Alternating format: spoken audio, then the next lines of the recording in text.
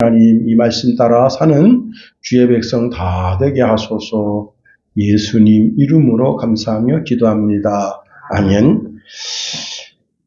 사명이 있는 자는 죽지 않는다라고 했습니다. 죽을 수가 없다는 거예요. 사실 사명자는 죽음의 두려움을 넘어 사명의 삶을 사는 겁니다. 사명을 가진 자를 사명자라 그렇게 말합니다. 사명자는 자신의 삶에 임하는 죽음의 고통도 견디고 이기죠. 바울은 자신의 사명을 완성하기 위해서 자신의 목숨을 조금 더 귀하게 여기지 않는다라고 고백했습니다. 하나님이 자신을 향한 사명을 완성하고자 하는 결기가 자신 마음속에 있는 겁니다. 우리 모두는 사명자라 할 수 있습니다. 자, 직장에서 자신이 이뤄야 할 일, 즉 사명이 있는 거고요. 사업장에서나 또 개인 친구와 친구 관계 속에서도 내가 반드시 이뤄야 할 사명이 있는 겁니다. 그런데 그리스인들은 조금 더 특별한 사명을 가지고 있습니다. 이것을 보편적인 사명 또는 일반적인 사명이라고 하는데, 이것이 무엇인가 하면 바로 전도의 사명, 선교의 사명을 지고 있다고 하는 겁니다.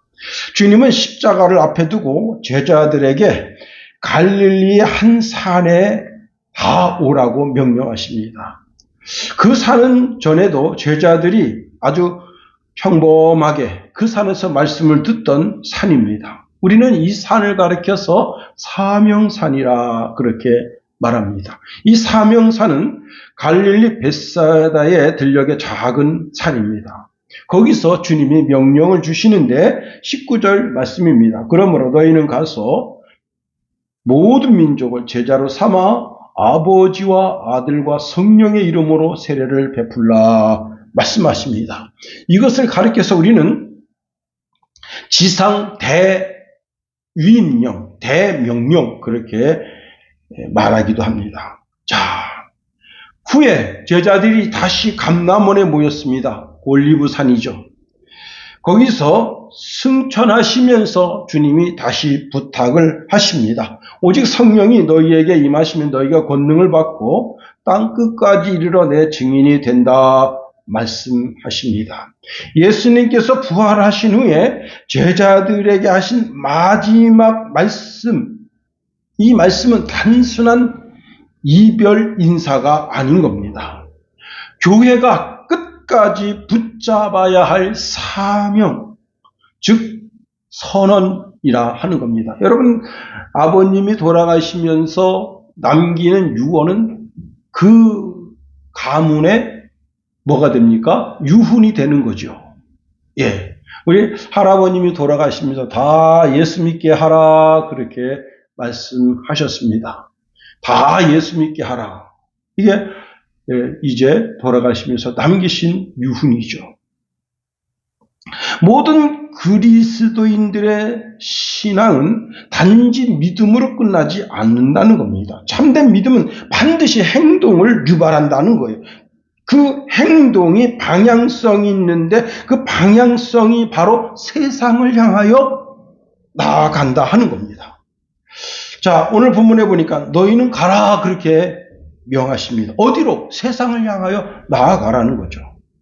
선교의 사명은 어떤 특정인의 전유물이 아니라는 겁니다. 모든 성도에게 주어진 하나님의 명령이라 하는 겁니다. 우리는 이 명령을 통해서 교회가 세상을 향하여 복음을 전하는 등불로 서 있습니다. 세상에서 가장 아름다운 소리, 그것은 유명한 가수가 부르는 노래도 아니고 명연설가가 연설하는 연설도 아니고 바로 복음의 소리입니다. 이 복음의 소리를 전하기 위해서 어떻게 해요? 반드시 가야 된다. 로마서 10장 14절에 그런즉 그들이 믿지 아니하는 일을 어찌 부르리요? 듣지 못한 일을 어찌 믿으리요? 전파하는 자가 없이 어찌 들으리요 했습니다. 가야 된다, 이게. 가야 된다.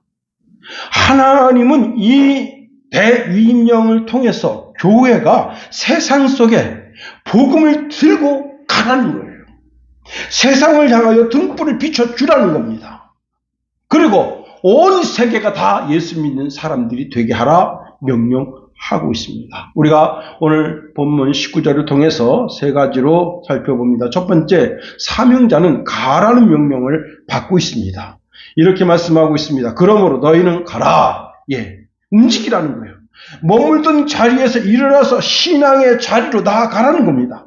이 명령은 단순한 명령이 아니라 모든 그리스도인들이 자신의 지금 현재 자리에서 영적인 대전환점을 만들려 하는 겁니다. 즉 순종하겠다는 결단을 하라는 거예요. 사명을 실천할 삶을 살라는 겁니다. 모든 그리스도인들은 이미 그리스도 예수의 권세를 가졌습니다. 그 권세를 가진 자는 이제는 그 권세를 가진 자로서 사명자의 삶을 살라 말씀하십니다. 가만히 머물고 있으면 아무런 역사도 일어나지 않습니다. 움직이는 자, 순종하는 자를 통해서 여러분 믿음의 역사가 일어납니다.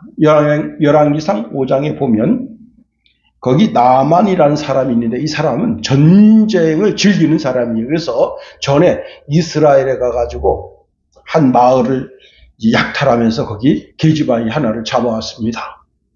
그래가지고 자기 집에 허드레일을 시키는데 이 나만이 이제 나병이 생겼습니다.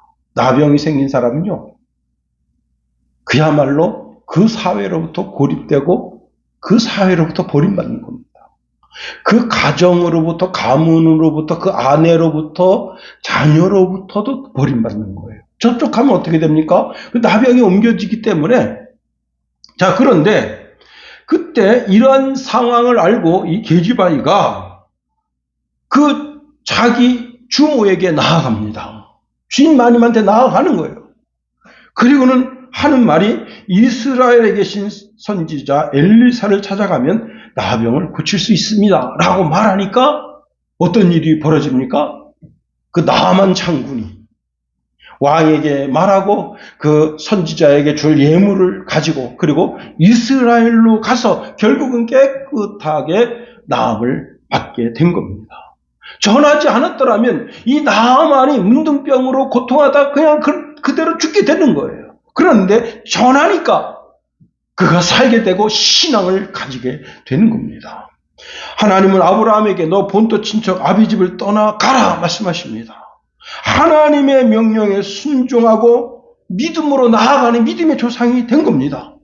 모세는 여러분 바로 궁전에서 이제 자기 왕, 자기 이제 이 이집트의 파라오가 될 수 있는 그런 위치에 올라섰습니다.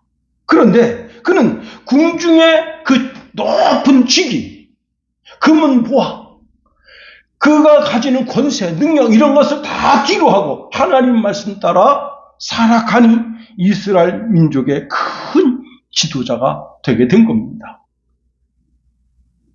요나는 하나님의 명령을 거역하고 도망치는 자가 되었지만 결국 하나님의 말씀에 따라서 니느웨로 가서 하나님의 말씀을 쳐서 외치니까 그들이 하나님의 심판을 받아 멸망받을 수밖에 없는 처지에 있었으나 그들이 다 살게 된 겁니다. 이것이 바로 사명자의 발걸음이다 하는 겁니다. 하나님의 역사는 떠남과 순종의 발길 위에 세워진다 하는 겁니다. 제가 이제 가끔 이제 교제하는 선교사님이 계십니다. 그 선교사님이 어떻게 해서 선교주에서 이렇게 큰 역사를 이루게 됐습니까? 근데 그분이요, 반군들도 많이 만났습니다. 미얀마에 반군들도 많이 만나고 그 반군들이 자기들에게 AK소총을 내려놓고 예수님을 구주로 영접하고 그래서 정말 이 전 세계적으로 큰 뉴스거리를 제공한 분입니다. 그래서 제가 아니 어떻게 이렇게 큰 믿음의 역사를 이룰 수 있게 됐죠? 그랬더니 처음에는 이제 언어를 배우는 과정 속에서 한 2년 동안 그렇게 했고 그 다음에 이제 언어를 배웠지만 뭐 누가 만나줍니까? 그래서 자기가 정글로 갔다는 거예요. 정글로 갔는데 꼬리한 놈이 왔단 말이에요. 얘가 얼굴색이 틀리잖아요. 한국 사람은 얼굴색이 틀립니다. 일단 하얘요. 걔네는 다 까만데. 응?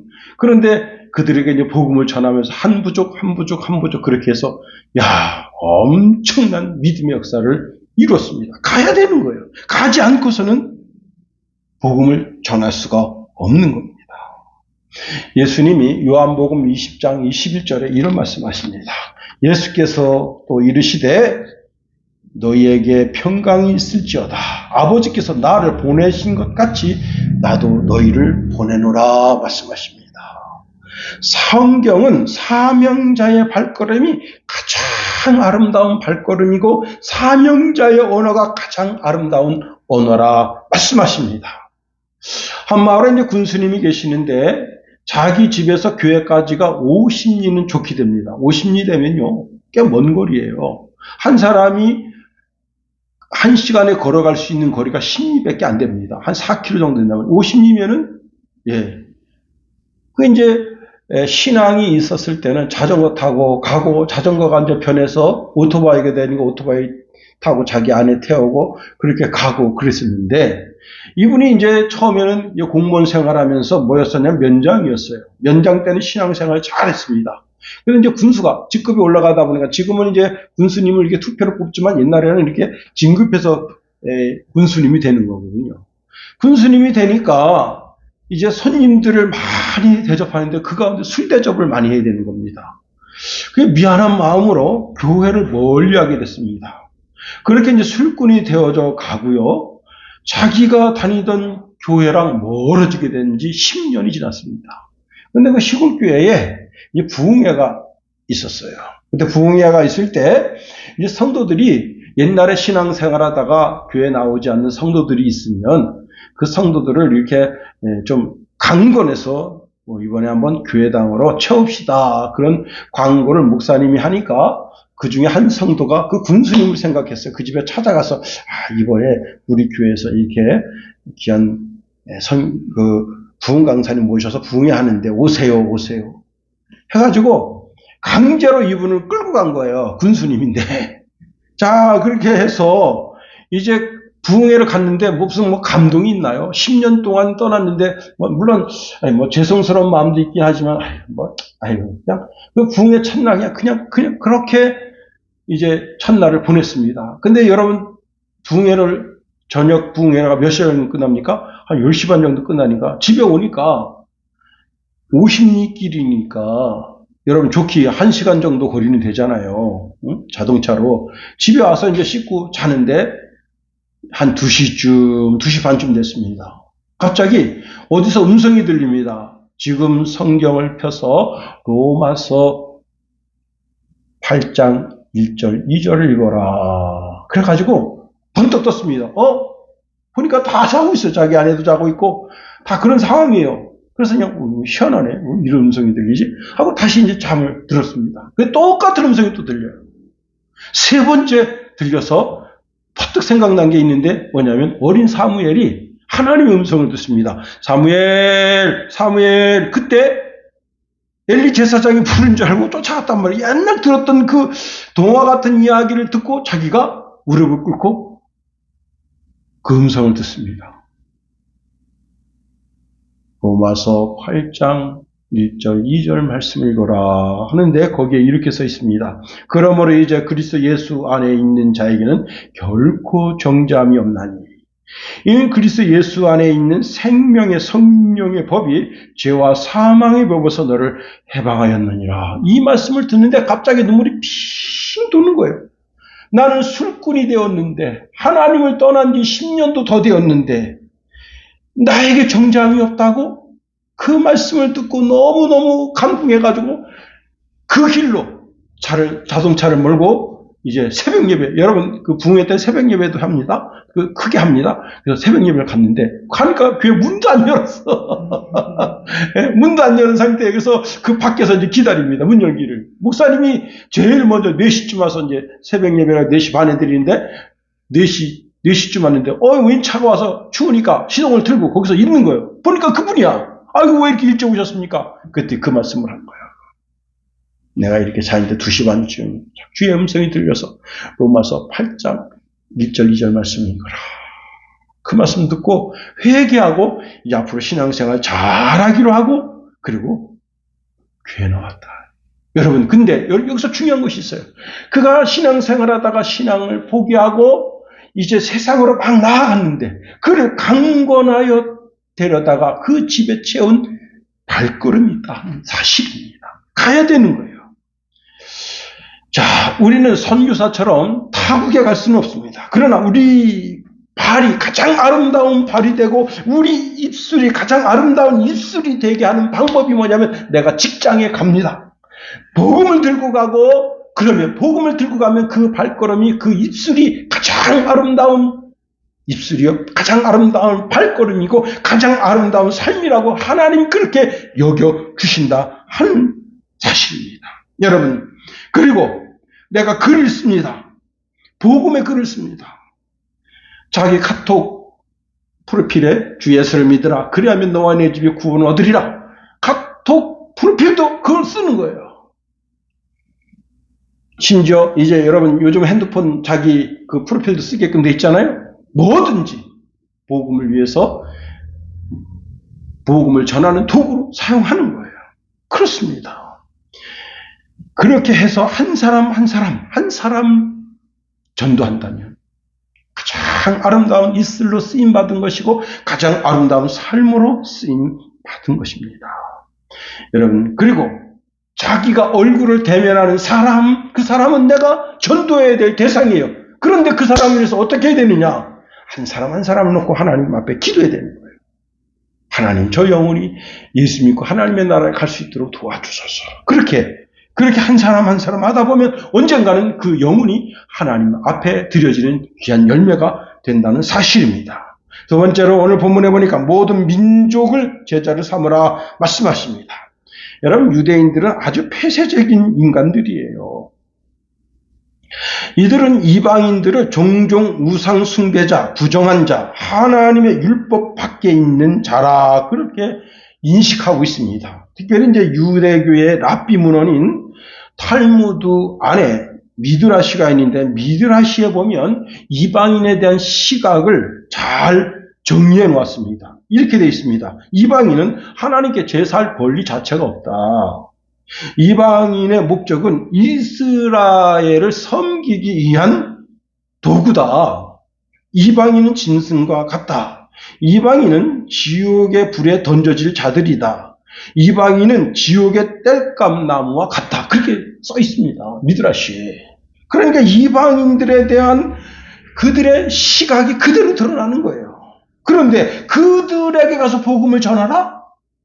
여러분 이렇게 배타적인 민족, 배타적인 사상을 가지고 있는데 특별히 여러분 예수님은 그런 사상, 그런 삶을 철저하게 깨뜨리시는 분이었습니다. 그래서 여러분 요한복음 4장에 보면 주님이 어디로 가십니까? 사마리아로 가신다.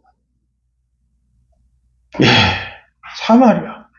그리고 그 사마리아 그 성에 있는 모든 사람들이 가장 부정하다고 여기는 여자를 만나서 그 여자에게 복음을 제시하신다 하는 겁니다.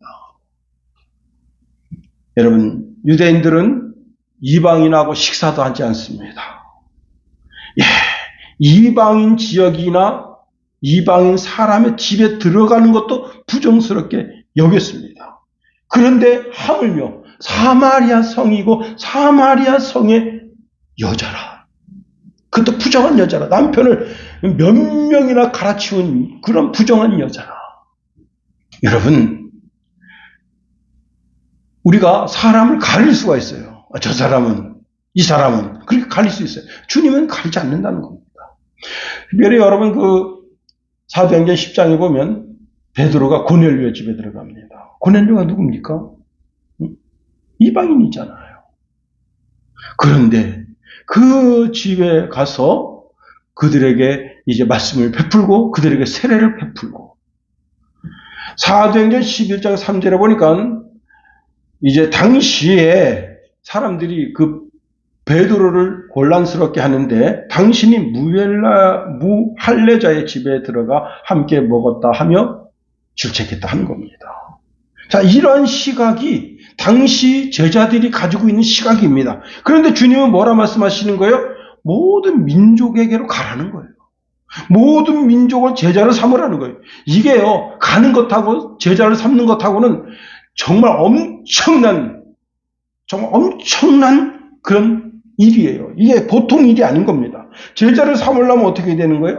그들에게 가서, 자, 인종도 다르고, 언어가 다르고, 문화도 다르고, 사회적 배경도 다른 그런 사람들에게 가서 그들이 지금 섬기고 있는 미신이 있어요. 귀신이 있어요. 민족적 신이 있습니다. 우리 대한민국 같으면 단군이 민족적 신이잖아요. 그런데 그 단군 신화는 신화일 뿐이지 그 참 신이 아니다. 그러면서 복음을 제시한다고 하는 것이 얼마나 힘들고 어렵냐 말이에요. 그런데 그럼에도 불구하고 모든 민족에게로 가라. 전 세계 모든 민족에게로 가라는 거예요. 그들에게 가서 그들에게 복음을 전하라 하는 겁니다. 이것은 단순하게 교인수를 넓히는 확장하는 그런 것이 아닙니다. 그들로 하여금 그 인격적인 새로운 변화가 일어나서 천지 만물을 창조하신 여호와 하나님을 섬기도록 하는 역사의 장을 만들라 하는 겁니다. 어떤 분이 이제 회사 사장님인데 비서가 있습니다. 비서는요, 회장님의 그림자예요. 이제 이분이 이제 교회를 가게 되면 이제 뭐 어쩌다가 이제 수요일 날 같은 날 교회당을 가게 되잖아요. 그러면 이 비서가 교회 앞마당까지 차를 끌고 와서 대기하고 있습니다. 근데 교회당은 안 들어와요.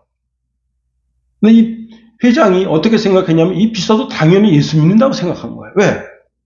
그런 거리낌이 없으니까. 그런데 어느 날 아주 우연찮게 이 회장이 이렇게 물었습니다. 자네도 예수 믿지? 그러니까 이 비서가 뜻밖의 말을 한 겁니다. 저는 예수를 믿지 않습니다. 아니 왜 예수를 안 믿어? 회장님 같은 분이나 예수 믿는 줄 알았습니다. 아니야, 이 사람아. 모든 사람 다 예수를 믿어야 되네. 자네도 나랑 같이 교회 갑세. 여러분, 교회 앞마당까지 왔습니다. 교회 안 들어가는 거예요. 교회당은 안 들어가는 거예요. 근데 그 회장님 그 권유에 이 비서가 예수 믿게 된 겁니다. 내 아랫사람이니까 자동적으로 예수 믿겠지. 옛날에 이제 제가 군 생활할 때 사단장님이 집사님이었어요. 야, 대단합니다. 우리 부대 대대장님이 철저한 불교 신자입니다. 사단장님이 주일 예배를 우리 교회로 왔어요. 그랬더니 어떤 일이 벌어졌습니까? 그 밑에 있는 참모들 다 왔습니다. 그리고 우리 부대에 있는 여러분 대대장 왔죠. 중대장들 4명에다가 본부중대장까지 왔죠. 그 다음에 그 밑에 있는 참모들 다 왔죠. 참 기가 막힌 일이에요. 야, 그래서 사단장님이 예수 믿는 건 이건 참 큰 복이다. 예? 그래가지고 사단장님이 다들 예수 잘 믿는구만. 잘 안 믿는데 우린 잘 알잖아요. 예? 우리가 이제 그 교회당이 없을 때는 이제 민간인 교회, 제가 전에도 말씀드렸죠. 기사문의 교회에 예배 드리려면 그 주번사관의 허락이 있어야 됩니다. 주번사관이 그 허락을 잘 안 해줘요. 까탈스럽게 합니다. 그래서 다 알아요. 성향을 다 알아. 예수 믿는지 안 믿는지. 예수 믿는 주번사관은 빨리 가라. 예배 시간 늦겠다. 이렇게 하는데 안 믿는 사람들은 아주 꼬작꼬작 아주 그냥 괴롭힙니다. 근데 우리가 그 부대 내에 우리 교회를 줬어요. 예. 그런데 이제 그러니까 교회 내에서는 마음껏 예배할 수 있잖아요. 근데 그것도 괴롭힙니다. 예배 시간 딱 30분 전에 비상 걸어서 못 가게 하는 거예요. 대대장님 그렇게 하던 사람인데 사단장님이 교회 집사니까 기독교를 개종을 한 거예요. 예, 참, 그렇습니다. 여러분,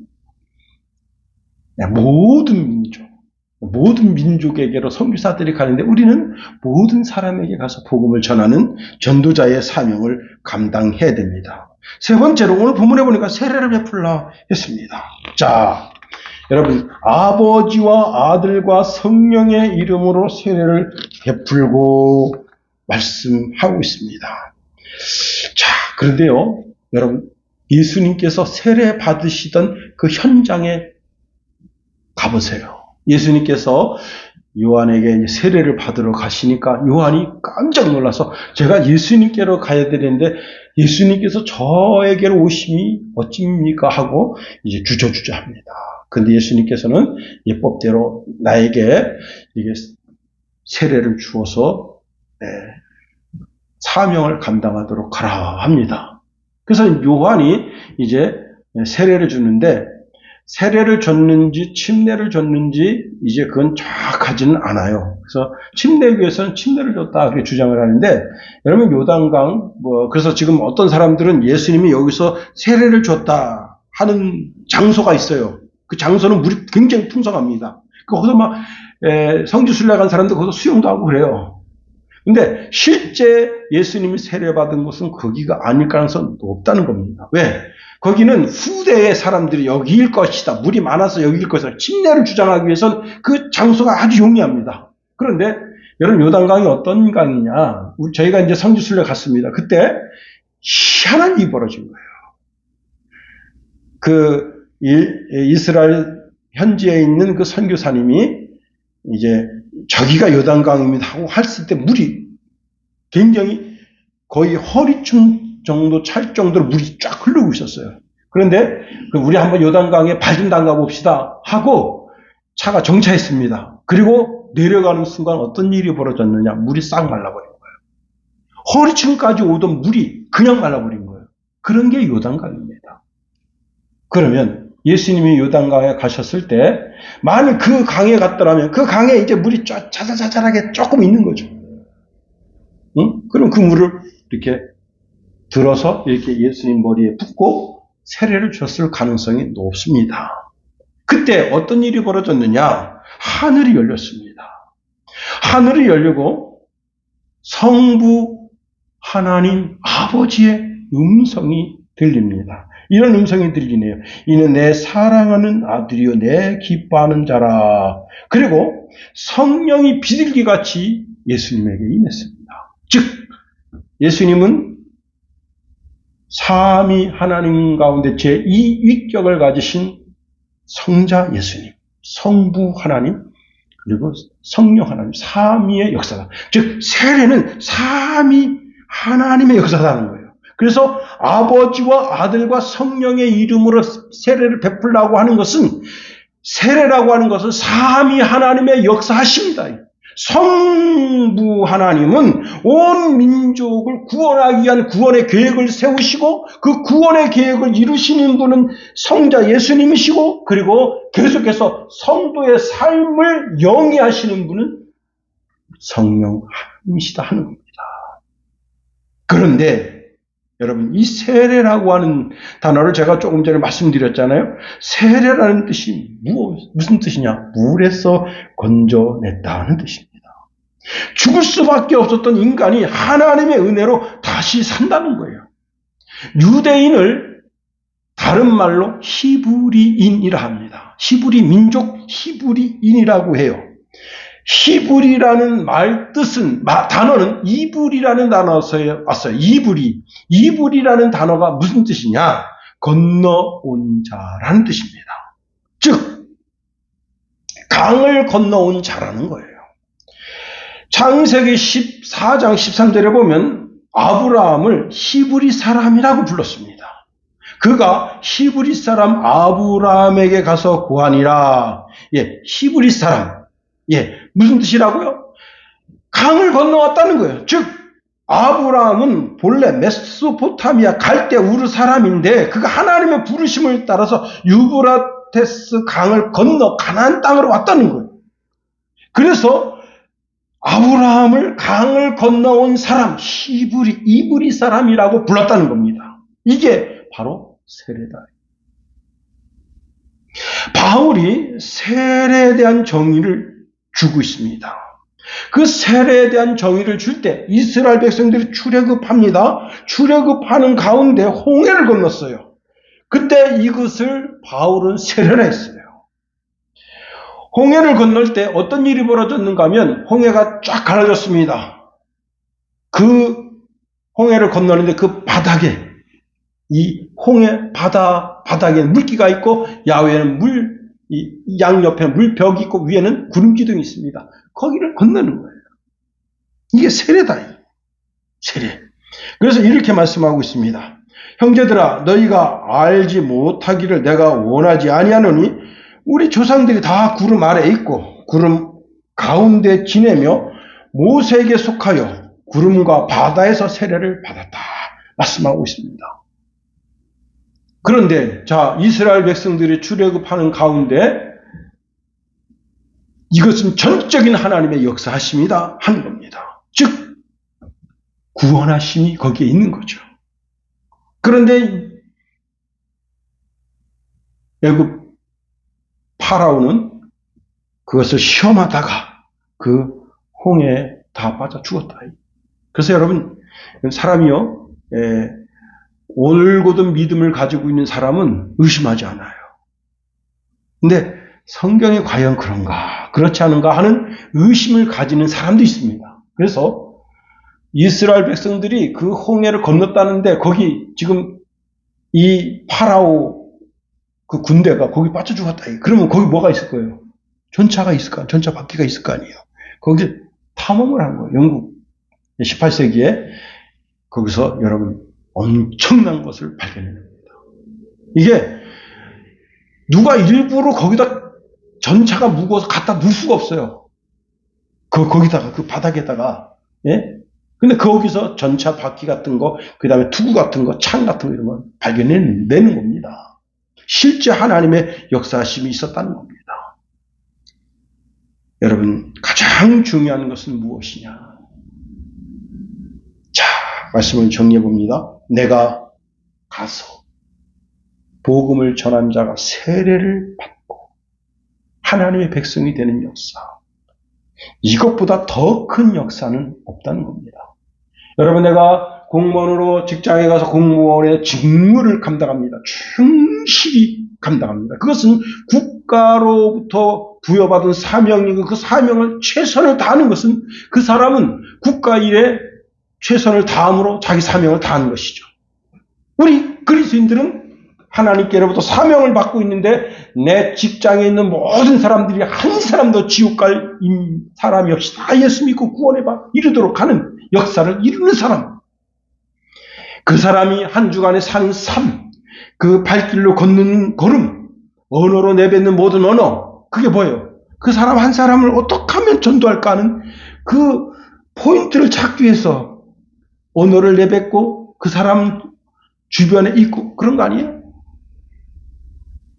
이렇게 오늘 마태복음 28장 19절 말씀을 이루려고 몸부림침으로 말미암아 여러분의 삶이 하나님 보시 가장 아름답고 복된 삶으로 드러나게 되기를 예수님의 이름으로 축원해 드립니다.